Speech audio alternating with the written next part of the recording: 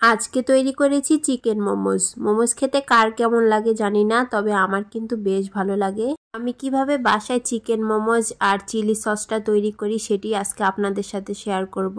তাহলে শুরু করা যাক। মোমোজ তৈরি করার জন্য আমি এখানে বোনলেস চিকেন নিয়ে নিয়েছি। অবশ্যই চিকেনটা বোনলেস হতে হবে। আমি এখানে কিমা না করে মাংসগুলো ব্লেন্ড করে নেব, এটা আমার কাছে সহজ মনে হয়। এই তো আমি মাংসগুলোকে ব্লেন্ড করে নিয়েছি। এখন আমি ব্লেন্ড করা মাংসটা একটা পাত্রে নিয়ে নিচ্ছি। এখন আমি মাংসের সাথে 1 চা চামচ পেঁয়াজ কুচি, এখানে আমি পেঁয়াজটা গ্রেট করে নিয়েছি, 1 চা চামচ রসুন কুচি আর 1 চা চামচ কাঁচামরিচ দিয়ে দিয়েছি। তারপর আমি দিয়ে দিচ্ছি 1 চা চামচ গোলমরিচ, আমি এখানে কালো গোলমরিচটা দিয়েছি, 1 টেবিল চামচ সয়া সস।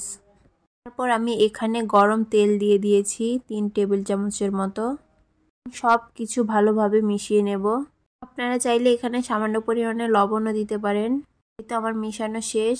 আমি মোমোজের খামিরটা করে নিব। একটা পাত্রে 1 কাপ পরিমাণ ময়দা নিয়েছি। এখন সাথে 1 চামচ পরিমাণ লবণ দিয়ে ভালোভাবে মিশিয়ে নেব। মেশানো হয়ে গেলে আমি এখানে অল্প অল্প করে পানি অ্যাড করে দিচ্ছি। আমি এখানে কুসুম গরম পানিটা ব্যবহার করেছি। খামিরটা অবশ্যই একটু শক্ত করে করতে হবে। এই তো আমার খামির করা শেষ। এখন আমি এটা 20 মিনিটের জন্য রেস্টে রেখে দিব। এখন আমি অল্প অল্প করে খামির নিয়ে বেলে নেব। আমি মোমোজ বানানোর জন্য রুটিগুলো বেলে নিয়েছি। এখন আমি একটা রুটি নিয়ে আগে থেকে পুর করে রাখা চিকেনটা দিয়ে দেব। তারপর দুই পাশ থেকে এভাবে মুখ বন্ধ করে ভাঁজ করে আস্তে আস্তে মোমোজটা তৈরি করে নিব। এই দেখেন আমি কিভাবে বানাচ্ছি, আপনারাও চাইলে এভাবে বানাতে পারেন।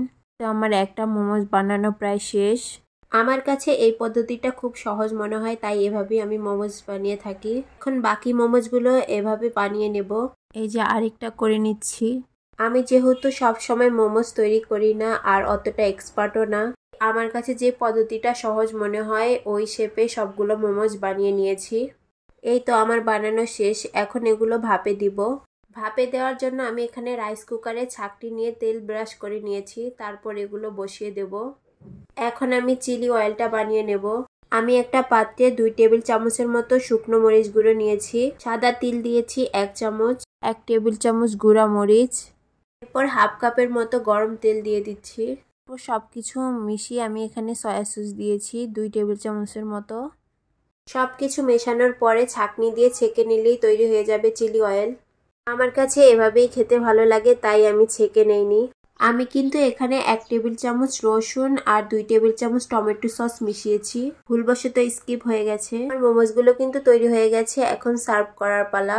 যখন মোমোজের কালারটা এরকম একটু চেঞ্জ হবে তখন নামিয়ে ফেলতে হবে।